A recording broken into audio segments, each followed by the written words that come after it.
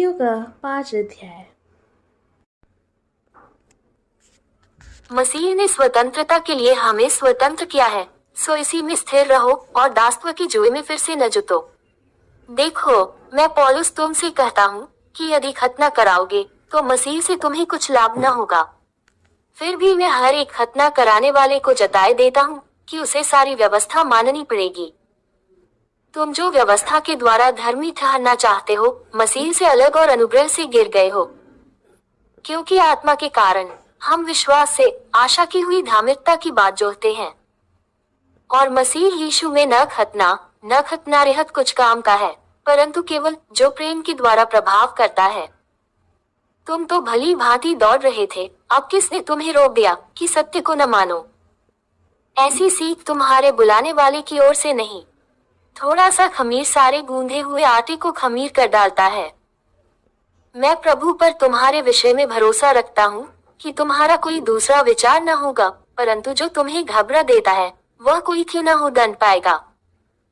परंतु हे भाइयों, यदि मैं अब तक खतना का प्रचार करता हूँ तो क्यों अब तक सताया जाता हूँ? फिर तो क्रूस की ठोकर जाती रही। भला होता कि जो तुम्हें डावाडोल करते हैं वे काट डाले जाते। हे भाइयों, तुम स्वतंत्र होने के लिए बुलाए गए हो, परंतु ऐसा न हो कि यह स्वतंत्रता शारीरिक कामों के लिए अवसर बने, वरन प्रेम से एक दूसरे के दास बनो। क्योंकि सारी व्यवस्था इस एक ही बात में पूरी हो जाती है कि तू अपने पड़ोसी से अपने समान प्रेम रख। पर यदि तुम एक दूसरे को दांत से काटते और फाड़ खाते हो तो चौकस रहो कि एक दूसरे का सत्यानाश न कर दो।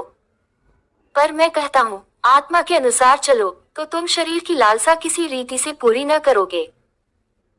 क्योंकि शरीर आत्मा के विरोध में और आत्मा शरीर के विरोध में लालसा करती है, और ये एक दूसरे के विरोधी हैं, इसलिए कि जो तुम करना चाहते हो वह न करने पाओ।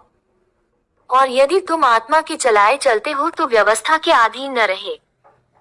शरीर के काम तो प्रकट है, अर्थात व्यभिचार, गंदे काम, लुचपन, मूर्ति पूजा, टोना, बैर, झगड़ा, ईर्ष्या, क्रोध, विरोध, फूट, विधर्म, डाह, मतवालापन, लीला क्रीड़ा और इनके जैसे और काम है। इनके विषय में मैं तुमको पहले से कह देता हूँ, जैसा पहले कह भी चुका हूँ, कि ऐसे ऐसे काम करने वाले परमेश्वर के राज्य के वारिस न होंगे।